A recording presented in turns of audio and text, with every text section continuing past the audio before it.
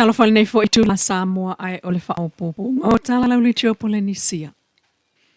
E le ini suinga po nteu teu ngai whai ai le tula fono whai ngā pālota il taimi nei. Pe on sao nol kom sina o pālota tu e whelolo John Stanley i lunga o le talo whawhamo. E pe ona tau mawhai ai le HRPP e whina watu le whaamsinonga mo le whaatino lol 10% o tamaita il parlemene peitai. O le taatianga o le tulafono pālota talu mai le pālota tele lua o lua tasi. E whaato a whaangai oi lava le 10%. E whaato ai le to ono tamaita il parlemene pe a whai e umane le pālota maona whaamsinonga manisi whai ngā pālota laiti. Ai le maua lava se to ono no fua tamaita il parlemene po le 10%. Se longa mai au mai i whaamsinonga ma o kiria le o le si me koe le si palo kora ki koe whaia. Whakingo lore le supa sengi e voire mo lewan ka wha. An taru ai ono o le whaingo whamsinonga lua o lua kasi lena. E si whi fo e whamsinonga. Ora tu e whainga ina tu rafon. Ora whainga ngara le whamsinonga le ku rafon. Le lua o lua kasi. Whakua whainga sa fupa sengi. Pe a le ai. Boa mauki ngogo le ai ni palo kara ki koe whaia. Taimi nei wa mamulu leisi no fua tamaita il parlemene sa umia mai le fionga sevete i fui mono o le tu malo sa fata, peitai. E ono to e manu malo mai se isi tamaitai e sui tu langa ya sevete i le taimi e whai il palo tala i titia sa fata. Ai o lo talia pea le taunu unga o le tofinga whai pule o le tu malo fale ali li tasi.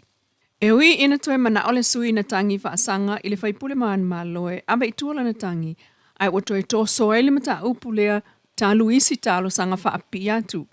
Ai o le mata upu tau le wha ato sui tamaita e polis 10% el parlemene o sao nolkom sina o palota o le lato ofisa e wha atinoa i le uma ne lava o wha amsinonga palota laiti o na wha ato a wha atu langa loa lea o se tamaita e polis 10% pe a wha apea lava e mana o mia. E toi fo iai il whaamsinonga i le sol mta upu tau pālota wha umi e le itu malo whale ali li tasi. O le tofi whai pule o lona itu malo le wala lai nei le no fuol sui pāle mia. Le matai na manu malo le fionga toe lupe po muli nuku o ne semo. Il whaamsinonga ana nafi na tau ma whai ai le itu a li im whai pule o le itu malo whale ali li lua. E alai le la tolo ia le fionga fui mono sa rona poni whasiwe avantu i tutonu. Se talo sanga e langolango ai le talo sanga tue whaawi i tu atu i lomalan selota la meko. Whasanga ili no fua manu malolo na i tu malo. Peitai.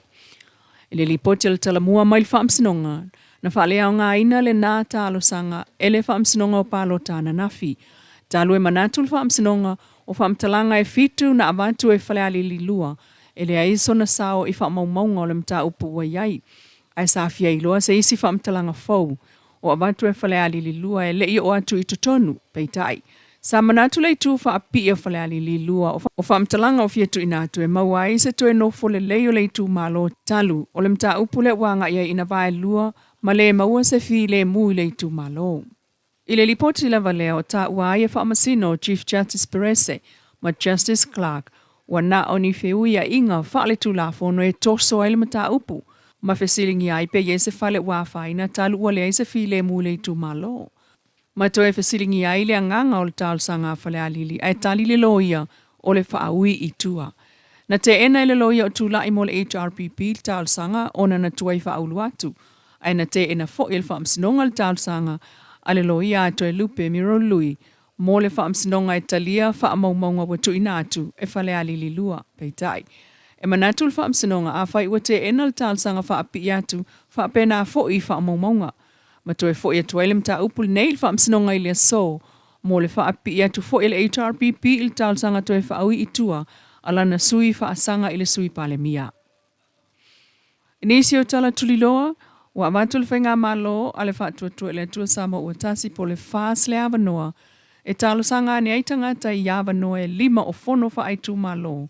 E au fiai ma le sui na tau vail palo ta tele wa tuanai. Peita i wa wha malama mai le sunga mangele se kati fiau i le tupe o le fono wha vai alo na i tu malo. Le sa tua ia wha pea na wha o ngā wha atupela na kempeni o le palota. Ma ia wha ilo ele ai ma se tala al wha amsinonga o ta uai.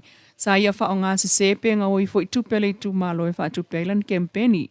Ai ta ua le sila fiau vai nga nā ngia le wha i unga al wha amsinonga. e pe o le se fulu a whetala na awe i le Pentecostal Church. Sa wia umalava awala mo le vaenga tala vau. Peitai o le taimi na awe ai ma le awala na whaatino ai le na tanga i aile whaamsinonga. O le ploketi 5 fulu a whetala ma le si ploketi 5 a whewalu salau ma le lua tala.